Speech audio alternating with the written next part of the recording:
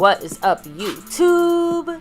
My Cowboys family here, bringing you guys the latest update on our very own Dallas Cowboys, and of course, as always, thank you so much for joining us here tonight as we discuss, yes, finally, the Dallas Cowboys front office did their thing. So yes, we'll be getting into all the details of CeeDee Lamb's contract, the upcoming final roster cuts that, should be finalized tomorrow. We'll give our MCF roster prediction, of course, for the 2024 season, and have a few other little things to touch on. So take a second to hit like, subscribe, hit that notification bell, follow us anywhere and everywhere at MyCowboysFamily, and of course, hop in the Discord link for that's in the description box down below. New week here, a brand new week at My Cowboys Family, and some new champions to represent the boards here with us. In fact, one major champion representing the boards.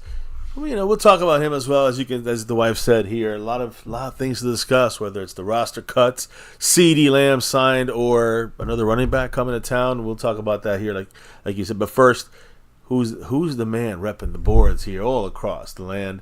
Here on My Cowboys Family is none other than Jet Li 44. That's right, with the takeover, not just as the sponsor of the week, not just as the Cash App King, but also as the membership gifting king. Yes, the champion of the gifting membership side of things, and that is a big deal here for us at MCF. One of the best ways to help the channel out. He's won it 11 out of 13 weeks, so big shout out to Jet Li 44, Cash App King, sponsor of the week, gifting champion. But also, we got one other spot here that wasn't a full takeover, because Mark Hovsepian in Hawaii, repping that star for everything, still's holding it down with, Zeke's old month number, 21 points on this dream ball. So it is code red right now for him.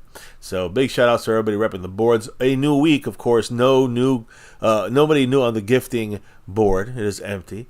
And when it comes to the Cash App side of things, that is also empty. So Jet Li, will he go back to back? Will he go 12 out of 14 weeks? We'll see. Right now, that side of the board, empty. But sponsor of the week side, which again, we'll tell you, you guys get a big bonus there if you guys are the sponsor of the week. We have a new leader there right now with a pre-stream thanks drop from Dwayne Broussard. Oh, the top dog himself. Yes, giving his 2 cents on the current situation going on, whether it is with CeeDee Lamb or with Dalvin Cook. So big shout out to him with the $2 holler on that side. And that's it. That's the only drop of the week so far, since it is a brand new week. There's different ways to drop the love here and support the channel, whether it is, of course, the super chats you see out there at the bottom right of your in the chat there. And of course, super chats is also the thanks button, which I just talked about Dwayne Broussard giving through there. That's on any video that's been posted. You could drop a thanks through there. That does count for the board. And then there's, of course, jumping into the membership. I know we had Big D back in the Navy Blue crew last night, so big shout outs to him and in the membership side of things. But you can also, once you're in the membership, and we had a couple of new people join up, like the Q Man and others. Once you're in the membership, you got emojis, you got a lot of things, but you can also gift memberships as well, which is one of the best ways to give back here to the family, to the channel, but also to the other people in the chat who get Navy Blue 1 month for free membership there if you guys do gift memberships. So a lot of different ways to be involved. There's 4 other ways outside of the YouTube constrictions. There's the outside of YouTube kind of ways of dropping the love. How are those, baby? There's 4 different ways. Of course, you have the Cash App money sign My Cowboys Family, the Venmo at My-Cowboys-Family, the regular PayPal link, and of course that Streamlabs link lets your comment show up on screen just like a super chat does. Yep. And one last thing, just to shout it out to everybody here in the Star and Over Everything level memberships. Trying to get something to get the man Seabass up on here. He's got 2 visitations still ready to come from the Over Everything side of things, but we got the Star and Over Everything. Remember, if you're in any of those levels, you are involved in a monthly raffle, which we'll be having the month of August here next week sometime, it looks like. But yeah, we still have one more winner of the crown. This week we'll have a winner on that side of things. And if it, right now, Jason Renfro got himself a bonus raffle entry because he's one of our weekly winners. Mm-hmm. So big shout out to him. Big shout out to everybody in the Star and Over Everything level membership. And let's shout them out because they do have weekly shout outs. Oh, I'm sorry, nightly shout outs for those in the Star and Over Everything level membership. And, just some quick names here. Some quick names of big people the man Skeptical Fan, I'm always staying skeptical. Jet Lee 44. We got LC and Marissa Sparkle. So thank you guys in this starring over everything level. Of course, we got a couple new silver level members and soon to be another OE, over everything level member be added on soon. So again, thank you all for being part of this thing here on that side of things. Who's in the house to discuss some Cowboy news, info, and updates, and I guess you could say breaking news as well. Who's here to discuss that tonight, baby? Oh, we have the GM and owner of our team himself, Jera Jones, in the chat. Jera. Chase the Goat, what's up? Tyrone Church, much love. Hey. Thanks for joining us here. We have Raymond Solis, hello and hi. Juan Carlos representing. The man himself, C. Bass, who said, didn't I say if they were going to scout any running back, it would be Dalvin Cook? Yeah, we've been calling that name here for a while on MCF. So, yeah, great catch there, Mr. C. Bass. We have Godless Manitoban all the way from the Great White North. Little Dallas Cowboy, hello and hi. Asmodeus Memphis reppin'. Thanks for being here. Yeah. Tokyo, much love to you. We have Wilson Santiago representing. Hopefully Cooks does not get picked up by another team. No, I wouldn't worry. He hasn't been picked up yet, right? So now would be the time. But there's a reason for that. NDM Boogie, what's up? Mackenzie, two times. Thanks for joining us. 2 times in the house. Justin Coral, ZQ Man. Yeah. Freedom first. He was first. Good for him. So, rolling back. All right, so I think we gave all the shout-outs as more people trickle in. I'll make sure to keep giving them their shout-outs. Let's make it a quickie. A quickie tonight if it has to be. Either way, let's discuss what went down in the NFL outside of the Cowboys. We know CeeDee Lamb got signed. We'll talk about him in a minute. But let's first talk about other NFL going-ons like our Week 1 opponent and their running back, the Cleveland Browns. Not sure if you knew this, baby, but he is being left on the PUP list for the Browns. So they're starting running back, Nick Chubb, on the physically unable to perform list, which means he is ineligible to be active during the first 4 games of the NFL season, which means, of course, well, the first game of the season is the Cowboys. So he's out for the first 4 weeks. Nick Chubb, the running back, strong, hard running running back. We'll be missing the opener against the Cowboys. And a small part of me is a little bit disappointed, only because it would have been nice to see test our run game, right? Our defensive run. One of the biggest, I don't want to say question marks, but just biggest things that we're all looking at to say, hey, where's the improvement? But, yeah. So again, we want you guys to come here and learn something. You didn't expect coming into CeeDee Lamb, Dalvin Cook, but a little bit of expecting that. Little Browns news. They're not good for them. It helps us out. But again, it might not give us a true definition or perspective of how our run defense has it really gotten better. Well, the point is, don't worry, we'll find out soon enough. They still have one of the best running games on offense. Offensive running games in the NFL. So it's still going to be a test. It's just they're going to be missing one of their main. Kind. Yeah, it's going to be missing one of their main guys. So that part of that. So we'll see how they do with that. So just a little update there on the. The actual when the games really count here, Week 1. But let's now look at maybe some other NFL news. And at running back, the Broncos right now, guys, they're expected by tomorrow to move on and release 8-year veteran running back Samji Perine, which you guys might remember him from the Washington Commanders or Washington Redskins at the time. He played with them for a little bit. But the point is, the Broncos currently have him on the team, and they're engaged currently in a number of trade conversations before he gets cut to possibly try to bring him into a team in the NFL. It could be a trade rather than a release. So basically, for the Denver Broncos, it is a numbers crunch. So they're willing to give up a decent running back there, a guy who's a solid running back. I wouldn't say decent, he's a solid running back who's available in a trade. Now, a lot of people are saying that maybe the Cowboys are a team involved in this. Jerry Jones said the Cowboys are done adding players from the outside the building. That was kind of implied by his last comments that he has said. But Samji Perine could be a welcome addition at running back if the Cowboys want to add to that, which I know he had kind of alluded to in the past that he's not done at the running back position. But before heading to the Denver Broncos, Perine had was a strong contributor to the Cincinnati Bengals team and their offense over the last 3 or 4 seasons. So that's where and he was at the Washington Commanders before that. So that's where he kind of stands out. So at running back, Could Jerry be going for someone like that if he wants to go, at the running back position? Well, finishing the NFL news, that ends with the Cowboys, because the Cowboys are looking at a running back, but it's none of the names I've mentioned. It is a name that we've been mentioning here on My Cowboys Family for months. Since last year, let's be honest, but really for the last couple of months with the way that we got Zeke in here, it's kind of the end of this possibility. But former Vikings and Jets running back Dalvin Cook. As I've said, a guy who, does he have anything left in the tank? All right, we'll go through that. I want you guys to understand what I'm saying here in a minute here, but just Cowboys, we know we got a signing with CeeDee Lamb. We'll talk about the details of that, but Cowboys might not be done. Sources, and this is multiple sources now, saying that 4-time Pro Bowl running back Dalvin Cook is flying to Dallas tonight for a visit. So yeah, tonight has already happened. He landed in Dallas. He's in Dallas. Why is he in Dallas?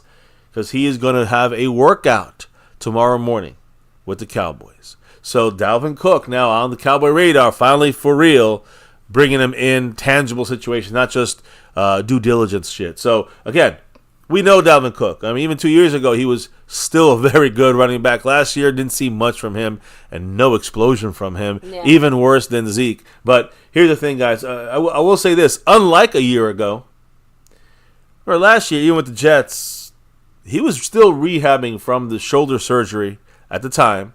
And he didn't really have, again, I will say he didn't have obviously not a very good year at all. He barely got used and was phased out. But he has been hit this whole entire offseason. And you see some of the video, you see some of the reports. I mean, he's doing a lot more than he did last offseason because he's able to now. Which is good. Right. So he's hit the weights all offseason. He says he feels, again, this is the time you hear this, quote, feeling the best shape of my life, best shape in years. So, again, don't buy that. Aaron Smith, famous words. Pops his head in and says hello. But again, look, to me, if you look at the last year of Dalvin Cook, horrible. I mean, Zeke averaged last year, Ezekiel, who's a Cowboy now, right, of course, he averaged a career low 3.5 yards per carry when he was with the Patriots last year. Ouch. 3.5 yards, that is crap. Dalvin Cook last year averaged 3.2 yards. He averaged like a third, like three. How would you put that? But he averaged basically 0.3 less of a yard than Ezekiel Elliott. Yeah, so that's horrible. Unfortunately, that's two unexplosive running Zeke backs.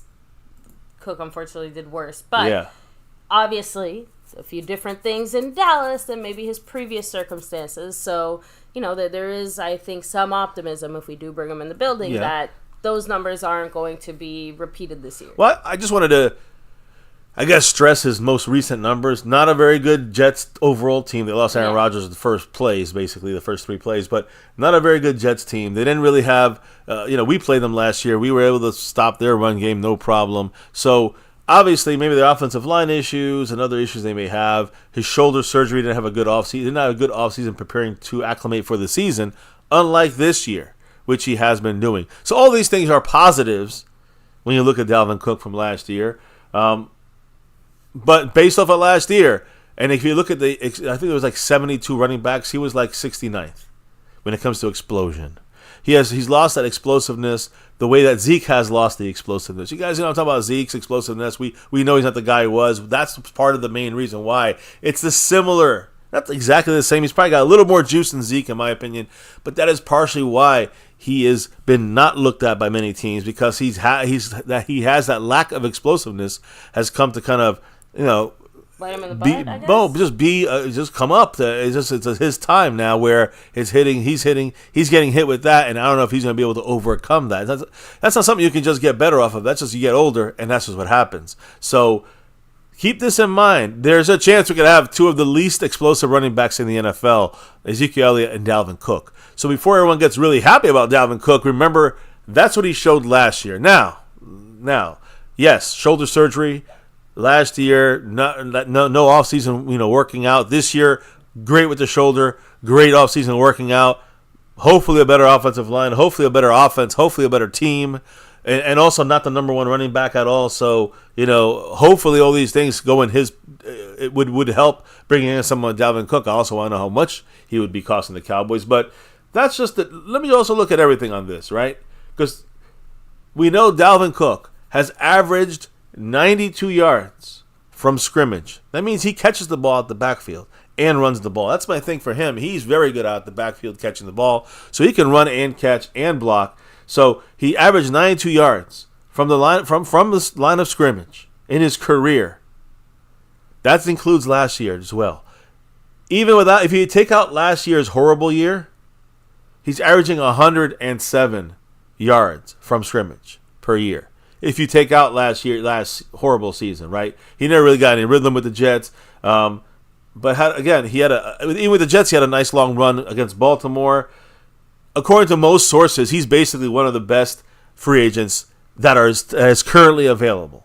Doesn't say much, running back especially, but still one of the better free agents overall available at this point in time. That's kind of the overall consensus. But again, keep in mind that lack of explosiveness is real. Now, there is the connection to Mike Zimmer. Most of his career, he played under Mike Zimmer as the head coach. So, outside of that, though, how will Dalvin Cook make this team? And we're going to talk about that later on tonight. If we were to sign him, right? How does he crack into the roster? You got Zeke, which the Cowboys are going to. He's the starter. Yeah. You got Rico Dowdle. He ain't going anywhere. Hunter Lipke, he's the starter. He's going to be the fullback on this team. He's not going anywhere. And then you got Deuce Vaughn, Royce Freeman, Malik Davis, and a couple others. So a lot of people are thinking that this Dalvin Cook signing, and I want to know what the chat thinks, could be a practice squad signing. The similar way we got other guys that have names that we like Jason Peters, when we put them on the practice squad and then move them up to the 53 eventually. So, any quick thoughts? That's really all. I mean, again, on Dalvin Cook, I don't want to go too much into it because we have not signed him, but he is coming in. He flew in tonight. He is working out tomorrow. There's a chance the Cowboys sign him, literally doing roster cuts. But is he a practice squad signing, or is he going to be a 53-man signing? Yeah. Because there's no rush to sign him 53. He's been available the last 1,000 days. I'm just saying, like, my point is, like, that's one of the there's no rush to sign him on the 53. That to me is more of a logistical issue, so to speak, whether he's on the 53 or the practice squad. Because, like you said, either way, if we want him, we'll find a way to keep him, and then we'll find a way to activate him and use him on all that. I think practice squad is for acclimation. I think he'll need a couple of weeks to acclimate to just getting, just football again, right? He's been working out, but not football workout. So any team he signs with probably will sign on a practice squad situation, is my point. And then in a week or two gets moved up to the starting roster. We could cut someone at that time. You know what I mean? So Seabass said, "Give me 2022 D Cook, and it's a wrap." Listen. 2022 D Cook is 1 year removed of last year's horrible year. He had a good. I'll never forget that comeback game. He was part of that comeback against the Colts on Thanksgiving, if I'm not mistaken, or Saturday night. I forgot. It was a triple header. But my point is that was a crazy, crazy day of football for the Vikings. But that was just 2 years. That was 2 years ago. 2022 it was great, running the ball and catching the ball, and then running after the play. And that's what I'm saying. Tied the game up with the big run. It feels like that talent and ability, even if it went down in 2023, I don't think it went away as steeply as it almost seems to be reflected by the numbers. That's why I said that. To me, he will look better. He's never going to, maybe he won't look 2022 good. He's definitely not going to look 2023 bad. Yeah. So, Ramon and Emily Jones, what's up? We have Jones and Cowboy saying the CD signing opened up $40 million in cap space. No excuse not to sign a decent back and a corner to hold it down while Bland comes back. Exactly. Again, guys. I'll go into this when we get talk about CeeDee Lamb, but it definitely we'll get the exact numbers. I'm sure in a couple of days, but more or less, it's gonna. I've said this to you guys before. It's gonna open up some room, and we were at like $13-15 million. Now we're at almost $40 million because of the CeeDee Lamb signing. So it opened up with his signing, it opened up probably about $25 million this season. Let me see. I was just about to read a comment here. Yeah. No, it's okay. Okay, no, let's keep it rolling. Yeah, I shouted out everybody. No, I just want to make sure I said hello to everybody here in the chat. So, but I mean, I'm personally a fan of the Dalvin Cook potential move. I hope we can work it out, just because, funny enough, when we were talking about our roster cuts and decisions and things like that, running back was one of those that I felt like could use a little bit more help. I agree, but then we got to pick someone to cut. We did. We've heard that, guys like Trey Lance at quarterback is staying. We've heard guys like Deuce Vaughn according to Jerry Jones, is staying on Dallas. So that's a bit. Deuce Vaughn is staying. So if Deuce Vaughn is staying, it makes it hard for Royce Freeman, Malik Davis to make the team. And also it makes it hard for someone like Dalvin Cook to just get on the 53. I think he's practice squad. I think he'll be signed practice squad and then moved to the 53 in a week or two. That's my if he gets signed. That's my Dalvin Cook prediction. I do think he can help. Some people think he should be the starter, but I mean, it depends, number one, how much he gets paid. Yep. And number two, because if he gets paid more than Zeke, then I can agree with that. But in the end, it's going to be running back by committee. Zeke, Dalvin Cook, Rico Dowdle. Cook getting paid more and being the quote-unquote starter means maybe like 5% more of the snaps, 10 at most. Like maybe, yeah. The whole point is that... I doubt he gets more than Zeke, you know? I doubt it, too. I'm just kind of throwing it out there as how would that even look like? Yeah. I mean, look, the way it would look is you'd probably have some Zeke, you'd have some Dalvin Cook, and you'd have some Rico Dowdle. You're going to have all three guys. And then I think, of course, you're going to get number 40 Lipke in there. Not as a running back, but as a fullback or inline, almost like a tight end blocker, right?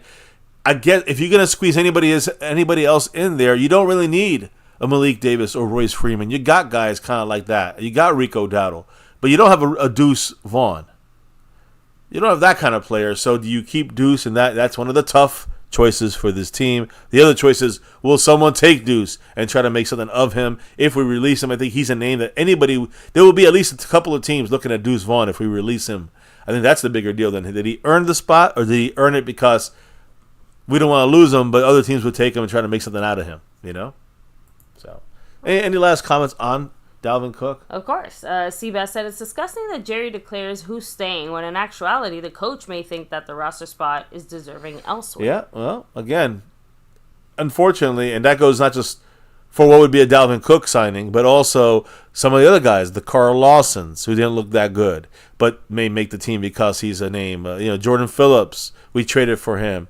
Linville Joseph, we picked him up. These are the guys that I haven't even seen a snap from them, but they're making the team. They are Jerry Jones / front office signings, while other guys will get pushed off the team without even, and they've played the entire preseason. So you'll see my roster predictions here shortly. But I think that there's a lot of newer guys that are going to stay here that haven't played that much or played nothing at all, and they're going to beat other guys out because they were more like front office signings than they were, coaches, working with them all training camp. Okay, no, I didn't know that this was okay. Didn't know you wanted me to chime in there. Yeah, Sorry, not about chime that. in. It's just I just answered the question. That's it. Okay, no, that's why I was a little bit like okay. So anyway, real quick, James Hurst said Deuce needs to go practice squad because he isn't explosive like Darren Sproles. So yeah, I mean, I have to admit I was a little surprised when Jerry seemed to clearly state that Deuce Vaughn makes his 53, especially with the Dalvin Cook move. But yeah.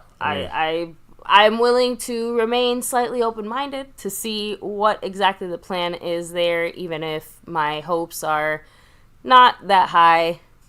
I'm just saying, I'm a big fan of Deuce as a person and all that, but I just do not see how we can effectively use him in the NFL even now. The thing that baffles my mind, though, is that Jerry Jones, I mean, that's what you had said the other day. You had said that he implied that Deuce Vaughn is going to be staying on this team. He's not getting cut. Or is he staying on the team as a practice squatter? I mean, he seemed to imply it was going to be on the 53. So, like I said, we will have to see if he's on the practice squad. I feel like that's a completely different story. Yeah. Especially with the Dalvin Cook move. Maybe that is what ends up happening, and it's just one of those Jerry-isms. Remember, though, and I agree with you, it could be a Jerry-ism, but to release him and then get him back on the practice squad could be harder than just signing Dalvin Cook to the practice squad. I think that's the path the Cowboys go. So again, so then in that sense, Jerry's technically right.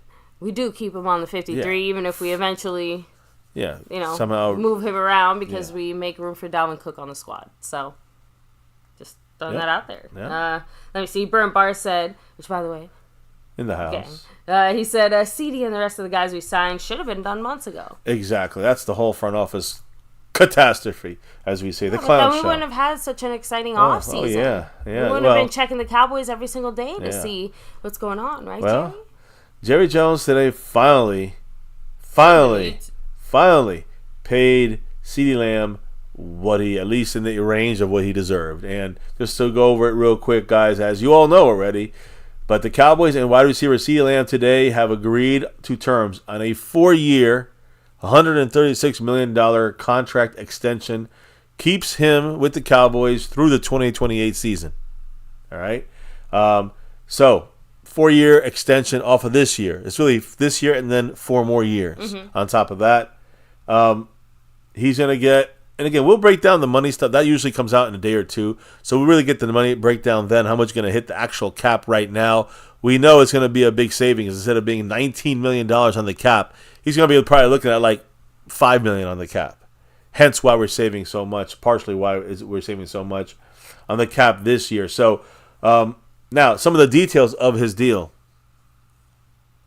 He gets $100 million guaranteed. $100 million is guaranteed of his contract. $100 million out of the $136 million, which basically means, maybe the last year of his contract, the Cowboys can get out of it in 2028 with minimal cap hit. Yeah, when you hear some of the details from both sides as far as like what was CeeDee looking for, what were the Joneses looking for, I think it's interesting how we got to this type of compromise here. Right. So again, just so you guys understand, $100 million is guaranteed. And again, out of that $100 million guaranteed, he had a $38 million signing bonus for a non-quarterback. That is crazy, right? I mean, we know that he has signed the biggest non-quarterback deal in the history of the NFL. Now, I don't know if that's the case though. I think didn't Justin Jefferson get a little more than him? Pretty sure he did. He got I think he got 140 million maybe. I don't know. Yeah, but it has to do the guarantees. I think it has to do either with the guarantees or the way that it breaks down per each year or something like that. The point is, well, per year it's $34 million. So $34 million, we know Jefferson got $35 million. So you're looking at an overall contract. Justin Jefferson got a bigger contract as far as an overall deal. I think of guarantees, he's got I think CeeDee Lamb has the biggest guaranteed contract in outside of a quarterback in the NFL. Now, CeeDee Lamb, when it comes to what he's going to be. Okay, so Justin Jefferson got 115. 115 million. Okay, so he wasn't even that. So I guess he wasn't anything either on those sides of things when it comes to the highest non-paid. I thought you had mentioned that earlier, but again, it's a Cowboy specific. Oh, for the Cowboys, yeah. No, I'm just saying. 100%. Maybe that's what it was, but I sworn I had seen that. Either way, then he's the second highest. Either way, Justin Jefferson was number one. We knew we didn't get as much as him, but I thought it was the guarantees what you were talking about. Anyways, the point is, as a Cowboy, yes, highest Cowboy, highest non-quarterback Cowboy deal in history right here. CeeDee Lamb has it. I would expect if we end up signing Micah in the future, Micah will probably be the only guy that passes him as a non-quarterback anytime soon. Either way, the wait is over. He gets $100 million guaranteed, $38 million of signing bonus this year plus 4 more years. It goes through basically in 2029. We have to worry about do we bring somebody else in? CeeDee Lamb, God, and in 2028 we could release him and probably get hit with we'll probably open up like $15 million on the cap or $20 million if he's lost it in 4 or 5 years. So again, the wait is over. CeeDee Lamb is back. The best start to a Cowboys career, a drafted Cowboy receiver in history, is done by this man, CeeDee Lamb. He is back. So just so you guys know how much he's going to be making as a receiver, $64.69 per minute. Per hour, he's going to make about $3,881 per day, $93,150 per day. Per week, $653,000 per week. And per month, $2.83333 million. So basically per month, $2.8 million a month for CeeDee Lamb is what his average is going to be. Now, I will say, as far as the Cowboys front office and the way this was done, I'm not going to go through it again. We all know, we've said it here, a clown show. We know they could have got this done way earlier. Yeah. We know they could have got it done way more maturely. We know that if they really wanted to, they could have got this done last year for probably $28 million a year, maybe $30 million a year. Now we're paying $34 million a year. But the Cowboys front office waited, and these are numbers that we all have talked about I think we heard the release of the actual last group of numbers were similar to these exact numbers. I think it was $34 to $34.5 million, 4-year extension, 136, 138. I don't know. But the point is, we had released some numbers 2 weeks ago that were literally these same numbers. So my point here is being, why did the Cowboys, even after that news, admitted they offered him under $33 million a year? They were never even close to what CeeDee Lamb was asking for, what he was worth. So it's the front office playing games. This could, like you guys say in the chat, this shit could have been done months ago. A while ago. Months ago, without question, at the very early. And it could have been done probably for cheaper. Now, am I saying that Justin Jefferson's deal, we would have to wait for that deal to get done? Probably.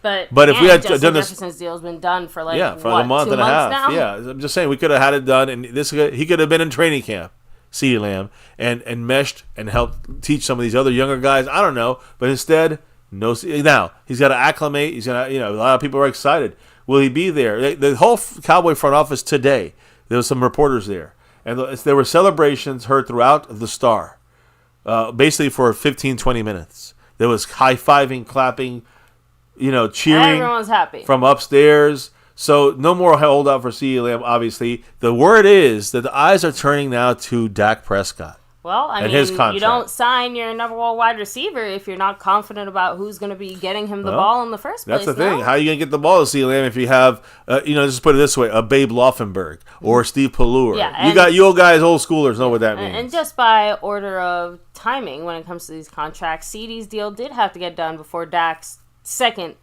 deal gets hammered out. Yeah, I agree 100%. It just had to be done. CeeDee Lamb is more at that breaking point, and he's a guy that we already wasted too much time this offseason in trying to get him signed. It's just the front office chose not to sign him till now. That's the problem to me. So Mike McCarthy at his press conference, he did speak of that, but I just wanted to say he did confirm all the information that CeeDee Lamb was on his way back to the facility. By the way, CeeDee Lamb has been training with specialists in South Florida. You've seen some of that hurricane. We thought it was maybe Cabo. It was South Florida. He was training there with the hurricanes in the background, in the sand and all that stuff on the beach. But yeah, he was training in South Florida while the Cowboys have been training, of course, in Oxnard training camp. But that's already over. The Cowboys are going back to Dallas. And I said this earlier. You're probably going to see CeeDee Lamb back before the Week 1 game, but he'll be back. He won't be here for training camp and for the training camp in Oxnard. He will be there for the training camp in Texas, though, and at the Star. So just going off of this, guys. Which is good because, we do at least have those few days, week or two, to get him, like you said, acclimated. Yeah. At least we got literally, Sunday, yesterday, 2 weeks before the Cowboys play the Browns. Just saying. Now, I do want to get an interesting little back and forth that we heard between CeeDee Lamb and Tory Dandy. That is his agent, Tory Dandy, CeeDee Lamb's agent. They were on IG, Instagram, talking about the new deal that he got put through, and basically this was what was said there. This is CeeDee Lamb's agent, Tory Dandy. Quote, "I had been looking forward to making this call for a while now. This is exactly what hard work and remaining patient gets you. It finally paid off. This is what it looks like. Huge congratulations, CD, on your historic contract extension today. I am excited for you and your family. I really appreciate you for entrusting me to help get this done. I know how dedicated you are to the game and your drive for historical greatness. Keep being you on and off the field. The best is still yet ahead." Now, this is from his agent, breaking down the thoughts of this deal going through. Just for some background on what went down between Tory Dandy, CeeDee Lamb's agent, CeeDee Lamb, and the Cowboy front office, the clown show. Some more details. What happened, according to Jane Slater, and multiple sources she got this information from multiple sources. Both sides, Cowboys and, the Cowboy front office and CeeDee Lamb and his agent were, again, off and on in recent weeks. Mm-hmm. It got really going on Saturday. Remember we talked about this literally before the Cowboy game and Friday before the game? We talked about the fact that I said the Cowboys said that there's word that they're going to be reaching out to him on Saturday, about the contract. Mm-hmm. And that's exactly what happened. The Cowboys actually started reaching out to him on Saturday. For a long time, the Cowboys were at $32.5 million.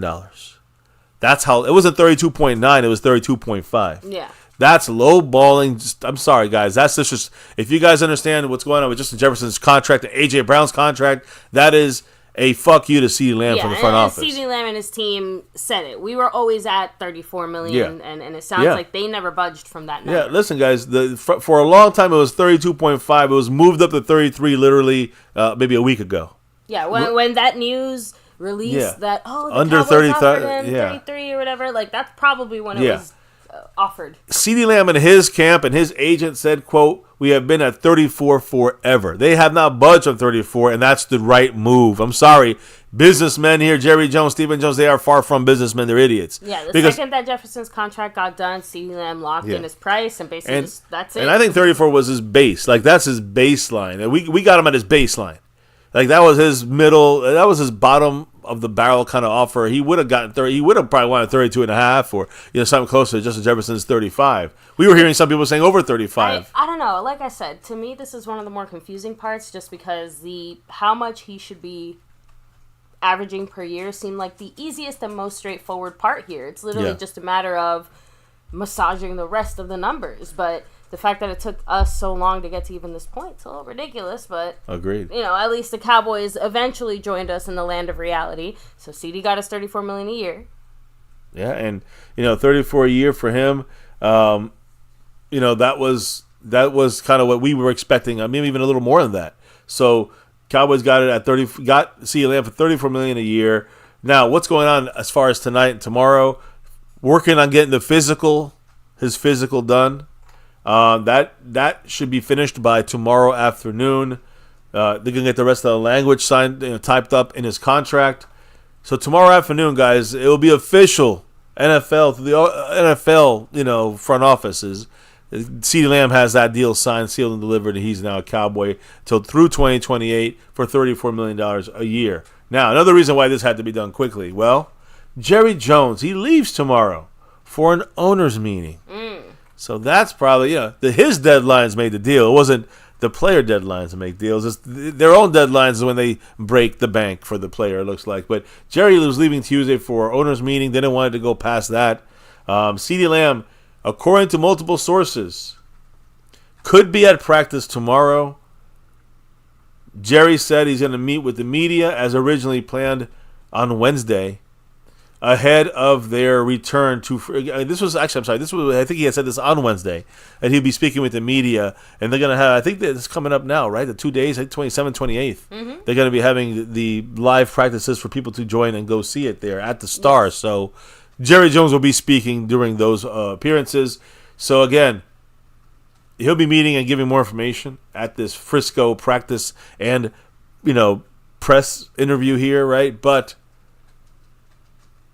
there's an outside chance that CeeDee Lamb could be in pads tomorrow running around. Now, I believe he will be. If he's at the practice, he will not be in pads. He'll be just reacclimating to things and just kind of maybe on some rehab cords or some so just doing some resistance cord stuff.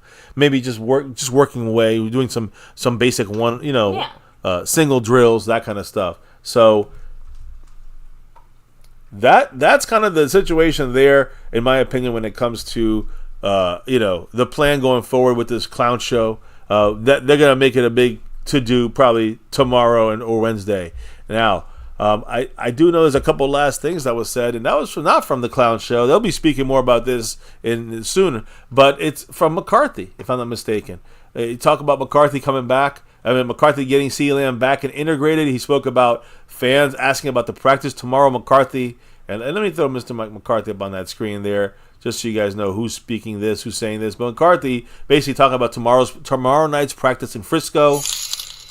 He basically believes that there's a chance anything can happen when it comes to CeeDee Lamb being there. I didn't say the quote yet. I know you have that, but we have Jangly Echoes dropping that 5 on it, and automatically in first place on the overall board as we're kicking off a brand new week here on My Cowboys Family. What did Jangly Echoes have to say now in first place?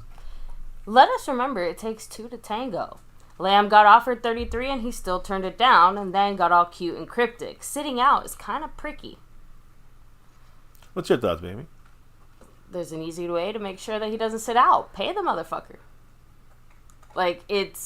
You're right. He is, it does take two to tango, but the reason that the rules are set up in such a way is because these guys getting their first big contracts, they do have that extra leverage and negotiating room, right? We've already said it. It's not like Justin Jefferson got his deal 2-3 weeks ago and the Cowboys are scrambling to try to figure something out. They've had the entire summer, basically, to work it out, and in the end, guess what? They all agreed that 34 was the correct price for CeeDee Lamb. It's just that the Cowboys don't ever get anywhere, the nice, smooth, easy, normal way where it's like, all right, we agree, let's go. That's the thing. I think Jangly... So, go ahead, I'm just saying, I do not fault CeeDee Lamb for any reason for holding out, because he's been making it clear, hey, sign me and let's go. I'm sitting here ready to go to training camp, ready to get to work. But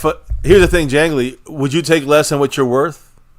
And so what I'm trying to say is that getting 33 is not saying, okay, you're getting paid enough by my standards. We're talking about the wide receiver, standards. And yeah, getting held at hostage, you can say. I hate saying it for 33 million, but the Joneses make billions. So let's talk about it like that. Let's be real. Lamb got offered 33. That's part of negotiations, right? But this thing was at 32.5 for months, it sounds like. It got 33, a couple days ago? Yeah, a week ago? So that's horrible negotiation from the Cowboy front office. If they had done 33 3 months ago, this would have been done 2 months ago, 2.5 months ago. This would have been done. The front office drags their feet. How could you be offering CeeDee Lamb less than A.J. Brown? And, by the way, CeeDee Lamb did compromise. I haven't touched on it quite yet, but you're about to. CeeDee Lamb was looking for less years. He wanted a shorter deal, closer to 3 years or so. The Cowboys wanted him for 5 or 6 years. Exactly. So, yeah. I'm just saying. So, compromise does happen, right? CeeDee Lamb agreed to stay a little bit longer. The Cowboys obviously agreed to pay him a little more, and maybe not quite the 5-6 years they initially were going for. So, here's the thing: when you look at his contract, you look at his guarantees and all that stuff, and the years, whatever, however you put it together. This could have been done a lot earlier if the front office would have just started working with him earlier. Why is this? It takes two to tango, but the answers were easy, and the Joneses made it. What did they do? What was this whole purpose to wait this long? To pay him $34 million? It was basically going to be: do we give him $34 million 2 months from ago, or do we give him $34 million now? Yeah, what was the whole negotiation with? I know CeeDee Lamb wanted his 34 or more. What was the Joneses' purpose? To get him at 32.5, 33? They waited to this point. They could have done all of this months ago. Why do they have to wait till now to finally actually play the game? Not offering him the first time they go up to 33. CeeDee Lamb should take it? That's not business. That's not negotiations, bro. You got to look at this in the real way. CeeDee Lamb and his company, they were like, listen, this is where we're looking at. The Joneses never came close to that until a couple of days ago. Maybe. Saturday. It's the fault of the front office 100%, even if it takes two to tango. That's the way I look at it. And it's not just CeeDee Lamb. It's every contract we've seen the front office do. They say, no, we're going to hold the line is drawn in the sand and blah, blah, blah. And next thing you know, look what we did last year with Zach Martin. We did the same thing with Zach Martin. We paid them what they asked for. Martin. Eventually, we pay everyone what they ask for. So the negotiations silly. Other teams get the shit done, and the players in practice busting ass and learning and working with the rest of the guys, teaching other younger guys, doing the stuff that we want to see veterans do, which is now what he is. Yeah, Ronaldo Rodriguez. Yes, I do have some very interesting. Jerry always makes some interesting comments, but man, he's really feeling himself now because he's basically he was dropping F-bombs left, right, and center saying, I'm the best fucking GM. I'm the best fucking GM. And all this stuff. Oh, yeah, you're going to love it when we get to it. But let's get to it because no, I want to get crazy. To, like you said, what Mike McCarthy had to say about this because break it down. Damn, poor guy's literally sitting here twiddling his thumbs, waiting for his number one receiver to join the team. Big shout out to Jangly Echoes, who, as you can see, he is first place on the board. That's right. And took Marco Seppian to 16 points on the Stream Boss. That is in full grasp of anybody who wants it right now. That's Stream Boss. So anyways, on CeeDee Lamb, I see right behind him, Mike McCarthy. McCarthy spoke today. He had a press conference, really about the team, but really it was mainly about CeeDee Lamb, obviously. Really only about CeeDee Lamb. So what did he say about CeeDee Lamb and this getting his number one receiver back onto this team under his, schemed offense that he's going to be calling? And as we got closer to the deal actually getting done, McCarthy said, I was excited, but I think just like anything, you're being updated frequently on where things stand. I was anticipating a sooner or later type of situation today, and it was good to get this done. I think we're all relieved. So, by the way, he also said that this was his favorite press conference of the year. Should be. He basically spoke about CeeDee Lamb for like 20 minutes. Yeah. So it was kind of cool. Anyway, outside of that, we already know the details of the contract. I'm not going to get into that. But McCarthy went on to continue saying, quote, I think number one, it was just great to go get the contract in place and obviously have him back. The schedule that we have for the week really fits into a ramp up mode. I don't feel like we have to do a whole lot of adjusting, but obviously we're going to have a plan for him. We do have to be smart with him, and that's our plan. So, again, I have to be honest. It sounds like McCarthy anticipated having to some ramp of them this, up. and they naturally already, had a ramp-up week kind of schedule. There wasn't a CD-specific thing. It was just a team-specific thing. Yeah. So, timing-wise, it just works out well. He also, by the way, this made me laugh because, obviously, the reporters were asking, hey, so have you been in communication with CeeDee Lamb while he's been away from the facilities? Did you slide into his DMs? What? McCarthy said, I'm embarrassed to tell you, I don't even know how a DM works. I've never DM'd anyone in my life. I had a great conversation with CeeDee, just really a lot of it was saying, oh, we love you, can't wait till you get back, and it's business. And that was really the root of the conversation. So I know for us younger generations, Mike McCarthy used this device called a telephone to call CeeDee Lamb and speak with him verbally. So I know it's not something us youngins are used to, right? We hear the phone ring, we jump like we saw a spider in our house. Oh, so anyway, I just thought that was funny. His little I don't even know how to slide into a DM. So hopefully your wife believes that too, McCarthy. Anyway. Keep in mind, guys, we have practice Tuesday, Wednesday, Thursday here at the Star, which is one of the reasons why people are really hopeful that CeeDee is able to join us as soon as, tomorrow/today, since it is 1 a.m. here, East Coast time. But McCarthy added in there as well. These athletes train at an unbelievable rate and discipline. CeeDee in particular, he loves to run. This guy, you have to cut him down at practice because he will just keep going. I'm actually more focused on not doing too much with him. The overall conditioning, I don't think, is going to be a concern. It's really more of the connection, the little things, the details. He just has to get back to running the routes, getting into the 7-on-7s and the team periods. He needs some body-on-body contested catches, have his contact balance tested. You really only need that playing football. So, again, sounds like the bigger, I think, wasn't it Brandon Cooks? I think it was Brandon Cooks early in training camp. He's the one that said, I used to play with Aaron Donald, who never went to training camp basically all the time, and he was one of the best players in the league, constantly dominating when the regular season came, so I'm not worried about CeeDee being able to play once he's here. Sounds like McCarthy is sharing similar thoughts, right? Basically saying, I'm not really worried. I know he's in football shape. I know he's doing good. We just want to work out a little bit of those details so that he's fully good to go, and just, do a few football things to get him ready. Yeah. So it sounds like it's, again, for a receiver, it could be less than other positions as far as ramp up. Because, as long as the he's trenches, maintained his physical shape, which he but like has Zach been. Martin in the trenches, you might need a little bit more, a little different kind of acclimation. Yeah. Wide receiver, you need a different kind. Maybe a defensive lineman too would right. be. In the trenches, probably going to be a little more strenuous. While as a receiver, you might be able to slide right in his DMs a little faster. I mean, I've said it from the beginning that to me this felt like more of a playbook situation. Whatever new things we're doing on offense, he needs to know what the verbiage is, what the cadence is going to be, because that's where I feel like those mistakes can happen, right? If wide 42 set blue or whatever the heck means, CeeDee Lamb, runs a post route instead of a... That stuff is easier to acclimate to. I know. I'm just trying to give an example so that people understand where at least I was coming from personally. But again, it sounds like McCarthy is even less concerned. He threw in there, though, he has the whole package. Whoa. CeeDee Lamb. Okay. And one thing about CeeDee is he's as tough as they come. He's definitely a complete player.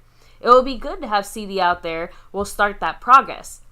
Because right now, it's about him getting ramped up and getting him ready to go beat Cleveland. Yeah, so the ramp-up thing is major, and, of course, starting week 1. The only thing important now about CeeDee Lamb is not if he practices today or tomorrow. Who gives a fuck? Ramp him up, get him ready, and be healthy and ready to go 100% week 1 against the Browns. The energy he brings to the team is undeniable. Of course. McCarthy said it. When that big smile walks in the locker room, everyone's going to be fired up. He brings that kind of juice. He brings that type of energy to our locker room. And he does. That is important. So, now, I know I mentioned it. I won't keep you waiting too much longer because Jerry Jones, he was feeling himself after this CeeDee Lamb deal. Like, feeling himself. McCarthy spoke, and that was it for him. Yeah, McCarthy's literally just in the candy shop excited. I got my number one receiver back. Yeah, I mean, remember, he's the one. Remember, McCarthy, even though he's the head coach, he's running the offense. The ones shitting bricks when he saw CeeDee Lamb continue to hold out. He runs the offense. Dak can do whatever, but Dak needs his number one receiver, as McCarthy does, in this offensive scheme that makes it run at an efficient level. And then without CeeDee Lamb, you're gonna have a lot of issues. We got him back. McCarthy's happy. What about Jerry Jones? Is he a genius? Does he think he's a genius for doing this? Because we could have had this all done and wrapped up a month ago, or even earlier, before training camp. But for some reason, old Jerry and Steven, they fucking shit up. So now they finally got the deal done. What was the background on what happened with Jerry? What did Jerry say or think about this? Because I know he's going to have more of a press conference feel, I think, tomorrow, Wednesday. But what did he say today? So I thought it was funny that it kicked off by Jerry saying he's in the best, he's as healthy as he has been in years. Because it's just, again, it's like everyone's stealing Tyron Smith's line. I'm telling you that Dalvin Cook supposedly is in that situation right now. So is Jerry Jones. So he's just letting us know he's going to be around for a long time because he said, generally, I'm in pretty good health for my age. Okay.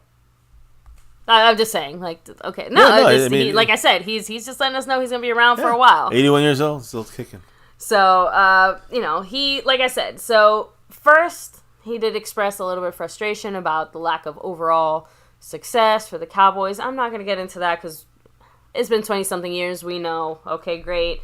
But he got very upset, like personally offended, when you suggested changing how we run things as far as him being the owner and the GM as basically like, hey, that's the thing that's going to fix our problems. Like, Jerry not being the GM anymore. Jerry said that. That he is the only answer. Jerry Jones is the only answer for us to try to win. He straight up said he is the only answer, saying, quote, I've done it all, so I have an inordinate amount of confidence that, if anybody can figure out how to get this shit done, I can figure out how to get it done. I've been there every which way from Sunday, and I've busted my ass a bunch. And there's nobody living that's out cutting and shooting that can't give you a bunch of times that they busted their ass. So hell no, there's nobody that could fucking come in here and do all the contracts and be a GM any better than I can. Plus, I'm where the buck stops. When it fucks up, I got to cover it. And so there, you can't give anybody enough. You can't give. There's nobody who can do it. Wow, man. He turned into Jerry Dice Clay over here. Jerry Jones with the Andrew Dice. I mean, my goodness, cursing left and right. This fucking place. No one's going to... I'll bust my ass. Everybody, I don't give a shit. I like this Jerry Jones. Too bad I think it's all just... I don't know.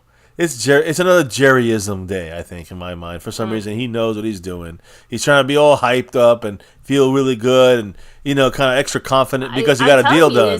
But the deal done could have been done a month and a half ago. Yeah, but I've never heard Jerry get so emotional over being personally offended by the comments that people have been making for 20-something years. That's because he lives in an echo chamber. He doesn't want to hear or realize that the fans are sick of his ass. Now, this, I have to admit, rubbed me a little bit the wrong way because part of the reason that he says that he can do this job is because of some of his life experiences and the tough times he's been through in life, which I won't necessarily disagree, right? But it's more the fact that he said the hard times, you know what he called them? He said waking up not knowing if he could pay a bill. That included his wife having her credit cards cut up. It sounds like an overspending problem. Yeah, it's not, Jerry. you can't afford it. And also, I'm pretty sure when you cut up those credit cards, it was like the year credit cards first came out. You had to get a chainsaw to cut it because it was probably a metal slab. Anyway, he went on to say specifically, quote, "I fucking have had hundreds of bad days. Damn. I'm emotional about it sometimes. Well, running this thing, that's who I want to make the last call. Now when I can't fucking think, when I'm old and I can't even do it, but I'm a long way from not being able to do it. The reason I don't let someone else be the GM is because I don't have anybody that I will let do it, actually do it right. And they're going to have to come to me, and because I know where it is, you're going to pay for it." Do you understand that So by doing? how do you take that, my love? Do you Take it understand? away for me for a minute. Do you understand by him saying like, "Well, no one's gonna be able to do it right because they're not doing it." Basically, saying they're not doing it my way. They're not doing it my way. So how can anybody else do it right if they don't even know how the right way or my way is?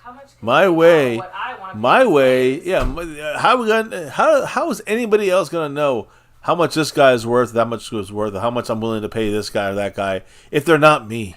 That's what he's fucking saying. I mean, this is a mind of a fucking delusional lunatic, is what I think it is. But So, maybe it's just me. Oh, and then Jerry starts. He continues flexing. it more. Oh no! I know, but he starts flexing that monetary muscle, saying that he acts this energy he's bringing to us now. That's exactly how he acts in the league meetings. No wonder all the other owners hate him. Oh boy.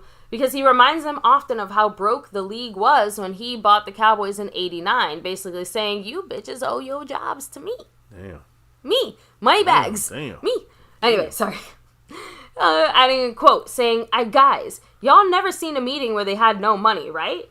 I said, they're no fun now. We sit in there and talk about all this stuff, but I said we could have a meeting when there wasn't any money. And I said, can any of you imagine not enough money coming through the doors to pay the overhead? When I walked in this, no one had enough money coming in. You all had to go get it from someplace else to feed the kitty. The Cowboys, you had to go get $1 million a month. Go get it each month from the Coca-Cola business or a car business. It fucking sure wasn't coming from the Cowboys. Damn. So my point about all of this is there's a lot here that I think we benefit from when we're sitting there looking these different issues over. Now, Jerry, come have a seat. Because we've never not given you the credit that you deserve when it comes to making this franchise financially viable. The kind of new and innovative ideas you brought in the 90s to help, yes, turn the entire NFL around. But last time I checked, unless you orchestrated a baseball strike, I feel like that had a lot more to do with the general success of the NFL and the timing of it, even outside of the Cowboys. You know what I mean? Like, Cowboys obviously had their successes and all that, but the NFL the 90s, as a sport succeeded more because of a lot of circumstances, not just because of Jerry you Jones. owned Right. the Cowboys and made some good Agreed, business moves. Like, he's overhyping that's himself, for you as and the usual. one singular team that, again, would have only... I'm just saying, like, let's be... Like 100% for real. Give Jerry his credit, but also, like, he's trying to take all the credit. Right. Please. Of everything happened. Everything good that happened is because of him. I mean, as Modi is saying, Jerry's tooting his own horn. 100%. And some of it is, on the things that he did, cool. But on the things he didn't do, stop overflexing. It's not you that did it all. And the baseball strike, other I would say having Jimmy Johnson as your GM, which, you put him there. Thank you, Jerry. Take credit for putting Jimmy Johnson as your GM. But he fucked up outside of that. Yeah. When he ruined what we had, and then he became the GM. The only movie he ever made that was of any real value or worth that helped us get a Super Bowl is get Deion Sanders in Dallas. That's it. And it was good. A big move. Take credit for that. Credit Jerry Jones for the Jimmy Johnson. Yeah. Credit Jerry Jones for getting Deion Sanders here. And outside of that, stop at the credit. Do what wins. Stop taking credit for things. Zach Luna in the house. If I'm not mistaken, is that Big D in the place to be? I think it is. He is now in first place on the overall board with that Tony Pollard holler. Former Tony Pollard hollered. There is no number 20 anymore on this team currently, if I'm not mistaken. We will know the numbers for the players. I think Sheldrick Redwine was the last number 30, number 20 for the Cowboys. But either way, tomorrow we will have some new numbers switched around the next couple of days, so we'll know what the 20 is. Baby, what does Zach Luna have to say as he skyrockets into first place on the overall board and as the stream boss? Again, taking over from the Marcos. pain of being a Cowboy fan. He said it. I gotta be honest, I've been thinking about dropping being a football fan entirely. We spend our money and waste our time getting angry at a $1 billion franchise that couldn't give two fucks about us. That Green Bay game really killed me. Again, if Jerry wasn't sitting up in his ivory tower making comments like this, if we felt like this team, $1 billion franchise or otherwise, was making genuine efforts to try and succeed, I think we'd feel a little different. I think we would feel differently. When Jerry is sitting here saying stuff like, if I get hit by a car tonight, I trust, the baby Joneses to handle things, but while we've got my expertise and experience, we might as well use it. Like, it's all about it is this weird situation where, again, Jerry feels like his experience counts for everything. Jerry, you were the breath of fresh air that the NFL needed at a time when it needed it the most. It is crazy to me that you can't acknowledge that progress requires forward thinking. So, and to sit there as an 80-something-year-old man saying that you have forward thinking, I mean, I'm sorry. I'm not going to act like I'm as forward thinking as this new generation, whether I agree with it or not. Yeah, and that's right. Like, that's no, of course. He's surrounded by yes men all the time, so including, again, his own family, which he made clear. So. Exactly. Oh, man. It is. Again, thank you, Zach Luna, for the drop, the love there. But yeah, you're just truly expressing some of the frustrations we've all felt. And Zach Luna's 1,000% right. You know what's a good thing though? At least here at MCF, we're not Jerry Jones here. We rep that star. And by the way, Zach Luna is repping it here with us now as the stream boss, and currently in first place on the overall board with the $20 holler. So big shout out to Zach Luna. Big thank you to you kicking off the week right. Let's keep it going because, hey, we're kicking it off right in a lot of ways. Let's be honest. Even though I do not like the way this front office handles things, we're kicking it off right by getting CeeDee Lamb here officially. By maybe tomorrow bringing in someone like a Dalvin Cook and just boosting the running back room, I guess you can say. I'm not saying he's going to be a starter, but another player we've kind of been, that would hype up the fan base a little bit. Again, we know we've got a lot to show. But my point is that at least we're waking up a little bit, and I know this is the time he wants the fan base to wake up because we're right around the corner. 2 weeks away, less than 2 weeks away from week 1 against the Browns. So that's what this is also about, in my opinion. But, a good move's a good move, and hopefully, I like the CeeDee Lamb move. It's just badly handled by the front office, and we'll see if Dalvin Cook, if he even signs the Cowboys. His workout is tomorrow. Jerry's final comments here. Yeah, the CeeDee Lamb thing. Oh, man, I wish he had a different hobby. He said, if I didn't give a shit, if this wasn't fun for me to do or interesting for me to do, whatever you want to call it, the facts are I really would rather be fucking around like this. The point is, I love this, and I do. Yeah, most ultra-rich billionaires take up, flying planes, hobby yachting. Jerry Jones's fun little billionaire project is tinkering GMing with the Cowboys. The Dallas Cowboys. Yeah, tinker with the Cowboys. Yeah. Aren't we lucky? Going from the CeeDee Lamb thing and his tinkering, Jerry Jones is tinkering around again. Sometimes the tinkering produces something, once in a blue moon, and so most of the time it produces more heartache for the Cowboy fan base. But his tinkering around, what was one of the tinkering moves he made? Giving up a fourth, whether we agree or disagree, he gave up a 4th round pick for our 3rd string quarterback Trey Lance. We're paying $5 million for right now, and he said himself, we're going to talk about the cut downs. He said himself, Jerry Jones, Trey Lance is on this team. Yeah. He's made this team.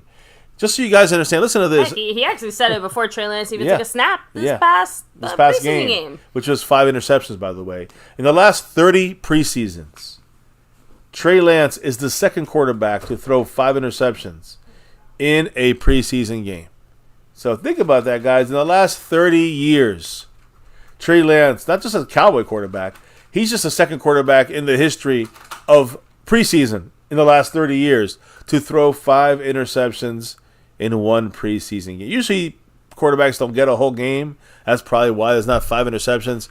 Unfortunately for Trey Lance, he had the entire game, and he made the least of it with 5 interceptions. So, I mean, where you get most of you guys' news and information and stuff like this, and a lot of your social media from, it comes from all over. But Twitter, for example, and all the social media. Well, none of these places were even close to being created at the time, 30 years ago, when this last happened. When a quarterback in preseason threw 5 interceptions. Not a Cowboy quarterback, not this guy, not that guy, not this type of guy, not that type of guy. Any guy has thrown 5 interceptions. Only the fucking second quarterback to do that in 30 years. Another very strange but true fact and stat after this disgraceful Chargers game, the way he played, Trey Lance. Trey Lance had more passing attempts in this preseason with the Cowboys. Basically, he played, I would say, 2 full games and a half. Let's say 2 full games and maybe 3 quarters worth of snaps. Almost 3 full games. He had more passing attempts this preseason with the Cowboys. 113 passing attempts in those 2.5 games. More passing attempts this preseason than he did in his regular season career as the 3rd overall pick in the draft by the Niners in his career with the Niners. And that was 102 passing attempts. With us, he had 113 in preseason. It shows you we're trying to use his arm and overuse him. Can he do this? And obviously the answer is no. In the regular season with the Niners, which he had a handful of games in there, he threw for 5 touchdowns and 3 interceptions. This preseason, in basically 2.5 games, almost 3 games, he only threw 2 touchdowns against backups, and he threw 5 interceptions. So almost worse than it was there in San Francisco.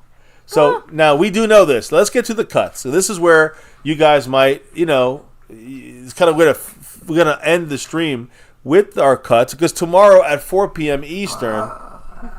Obviously, sorry, guys, we know our dog does not want any roster cuts. I don't know. Maybe the whole maybe 91.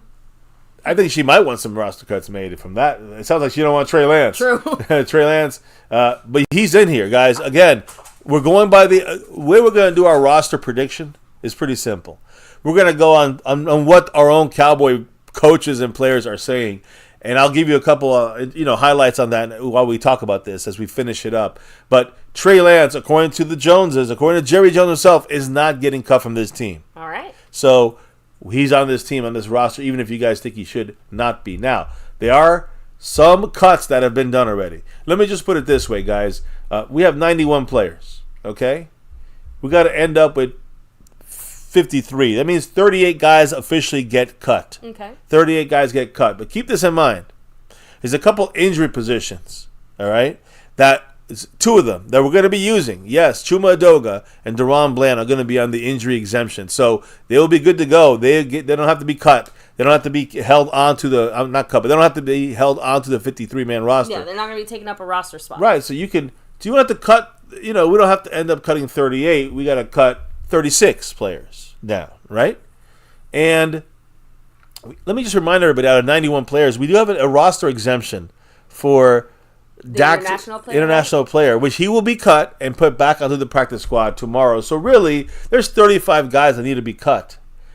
But the Cowboys today cut 15 of them.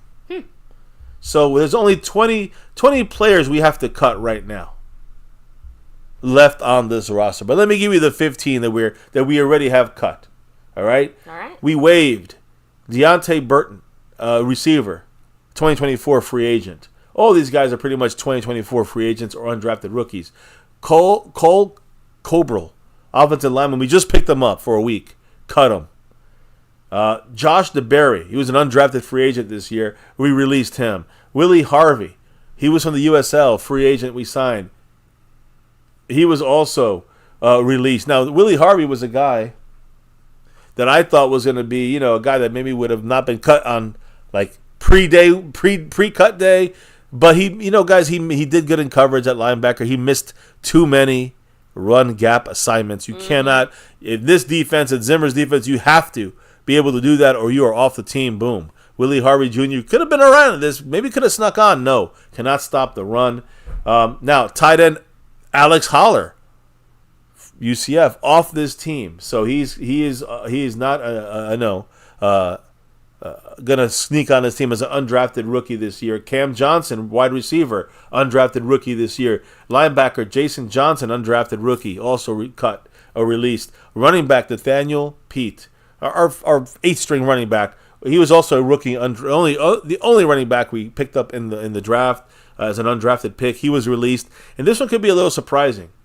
He was our 2023 sixth-round pick that we actually moved up to get in the beginning of the first round. We gave up, I think, a future sixth-round pick to get Eric Scott Jr., number 37. He did so poorly, and we saw him do a little better in the end of that second game, but he did poorly that first game, and really that beginning half, or game and a half, he did horrible. Eric Scott Jr. has been released. So that's Deuce Vaughn was a second sixth-rounder, and he's hanging on by a thread. So bad move there by the Cowboys. Release, you know what I'm saying, in the sense of drafting Eric Scott Jr. Yeah. Does he make the practice squad? Very possibly. Those are the guys that were waived. There were other guys that were waived because they were injured. Let me explain. David Durden, wide receiver. He was a 2023 undrafted. He had hurt his knee earlier. Last year was out for the year. He could not crack the squad right now, so he was waived. Durrell Johnson, also a 2023 undrafted rookie. He was on our team and on the practice squad. He was released today as well. Injury for him. And listen to this guy, who we saw, and I said this, we saw him run off the field, right? Mm-hmm. Viliami Fehoko. Remember, he was a round 4 2023 pick. We released him today. So Fehoko off the team, a fourth-round pick. No offense, but you were constantly bitching about him during all the preseason games. So of course, no. But my point, my point is that we wasted a sixth-round pick for Eric Scott and traded up for him. Wasted a fourth-round pick in Viliami Fehoko, who was doing horrible and should have been cut. But my point is, the Cowboys, they let him go even earlier than the freaking cutdown date. Yeah. That's how bad he has been with the Cowboys. So at least with Zimmer. So now there's terminated contracts. We have guys that we signed on certain, whether it's a futures deal or something like this, some kind of contracts and we can terminate the contract to save money on. 3 guys. Albert Huggins, who we picked up this free agency. He's the guy that shoved the Rams, helper assistant. He's off the team right now. Albert Huggins. You never know. Any of these guys can be practice squad. We also terminated the contract of, and I think he's a futures contract, Tyron Billy Johnson, who number 13 had as good as a preseason you can have. In the preseason and in practice, not making the team, guys. He was at least not the 53. He was released. And also Damian Wilson, linebacker, former Cowboy.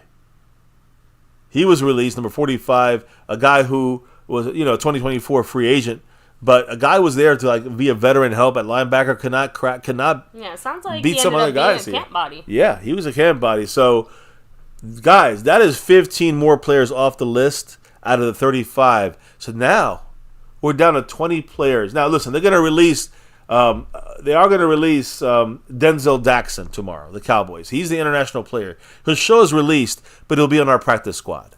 So we got 16 practice squad spots we're going to fill, and we got to and that's going to come after some of those releases. A lot of these names we're releasing will be back on this team, on the practice squads. Baby, with 20 names to cut off this list, we went through some of these. We know the guys that are staying. We don't have to talk about that. But and again, I don't know who's in the house who can give us our 2 cents, but let's go through some of these names real quick. On offense, backup-wise, Jalen Brooks, the receiver, makes his team. Agreed. Turpin makes his team. Mm-hmm.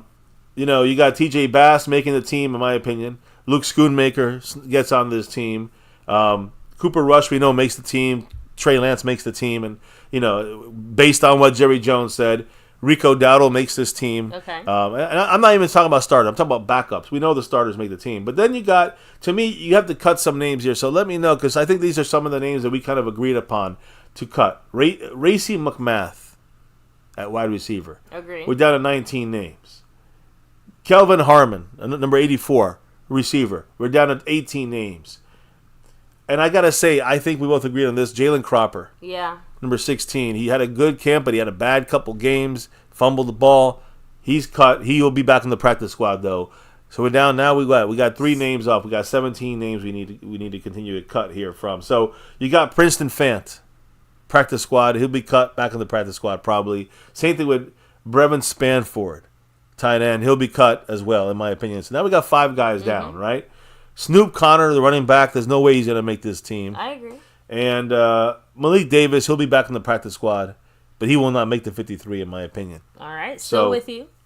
We got those guys now. Now, what do you think about Peyton Hendershot? Because I think John Stevens beats him out for that tight end spot. I agree.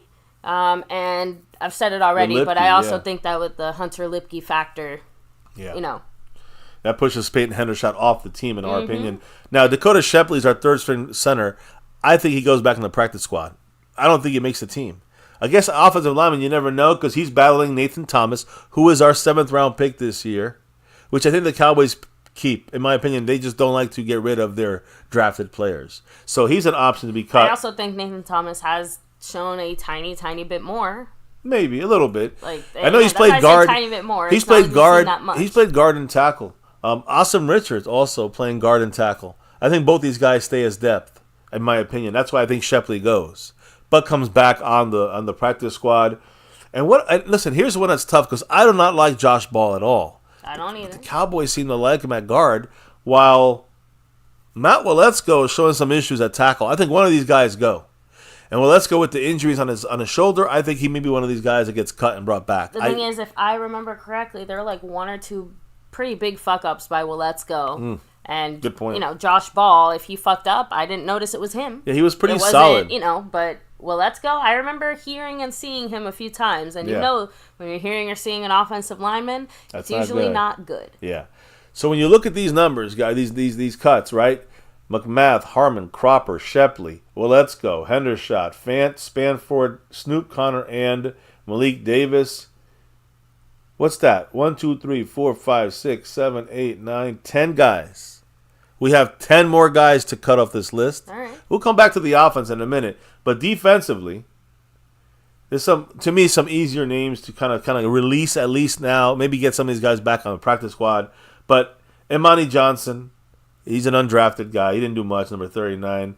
I think Josh Butler, number 31, he had a good last game, but I don't think he makes the 53. Brock Morganson, I think he's a guy that is a rookie undrafted. I knew he was going to be an outside chance for him to make this team. Buddy Johnson had some good plays, number 57. Not enough to make this team. That's 4 names right there easily. I think you got to cut off the team, which leaves us 6 guys left. And I hate to say this, Julius Wood, because he had 2 interceptions. It was almost more of awareness than it was, and being right place, right time than it was his ability.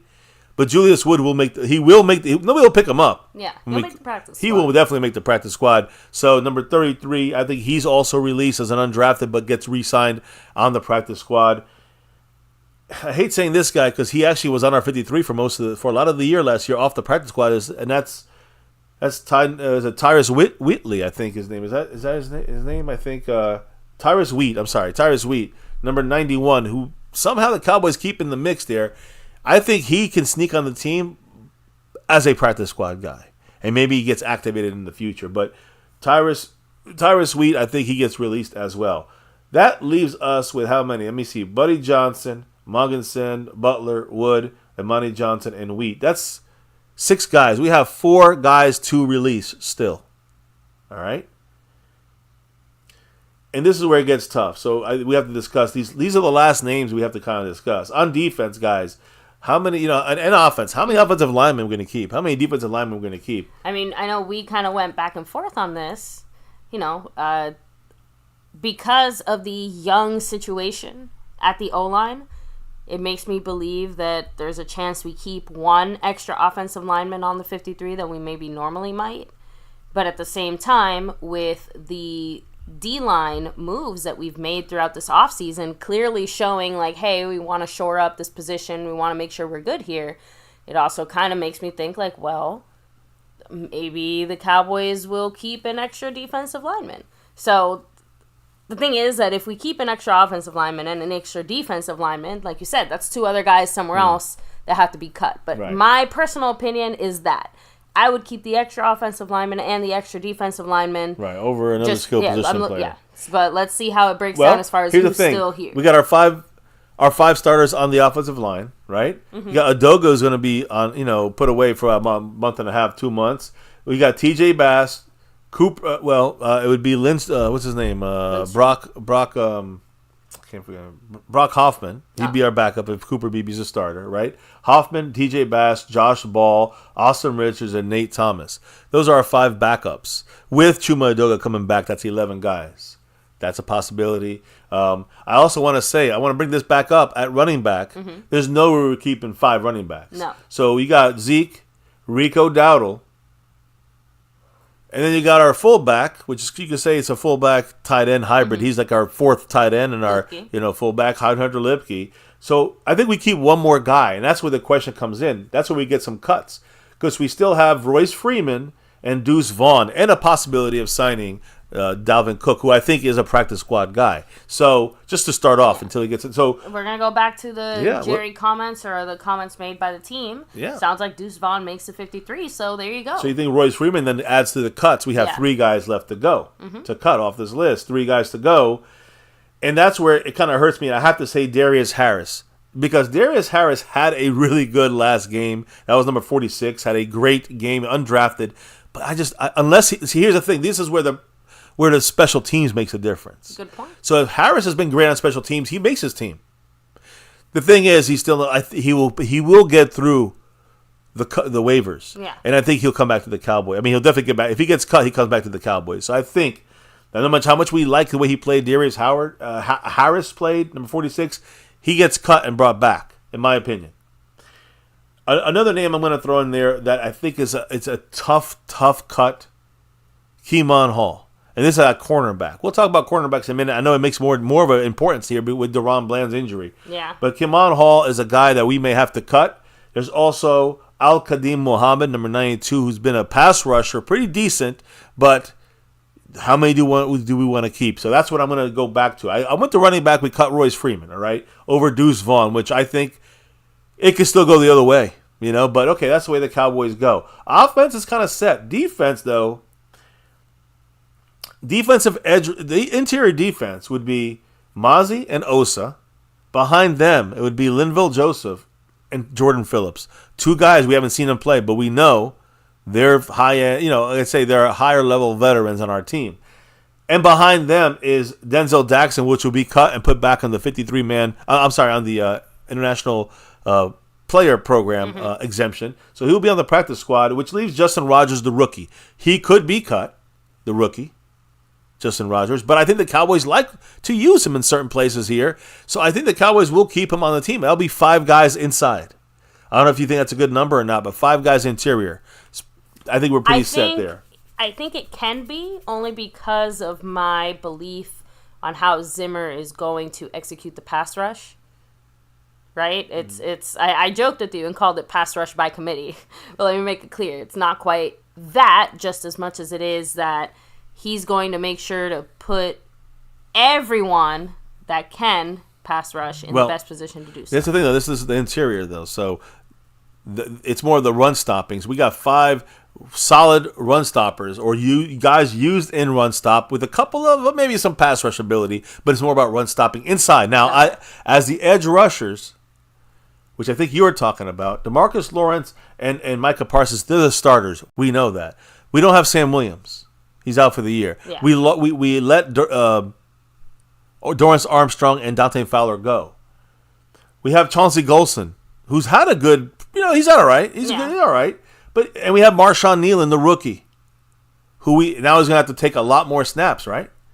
Marshawn Nealon is now going to he's been taking a lot of snaps, and he's now an important piece of this pass rush thing. Now, that's 4 guys. Is that enough with being the backups being Chauncey Golston and Marshawn Nealon? I don't know if that's it. I think that's maybe not enough. So you have Carl Lawson, who did not look good in this last game, and that's where you have Tyrus Wheat, who we just cut, or Al-Qadim Muhammad, who is all right. He'll survive cuts and be brought back if needed, right? So I think Carl Lawson probably makes a team on name, and Al-Qadim Muhammad can make the team, maybe later on the practice squad somehow, along with Wheat. But that's where it looks like for me. Who else do we have a pass rusher? I mean, that's our pass rushing core. So you say committee cut pass rusher. We got Chauncey Golston, Marshawn Nealon, Carl Lawson. Those are our 3 guys backups.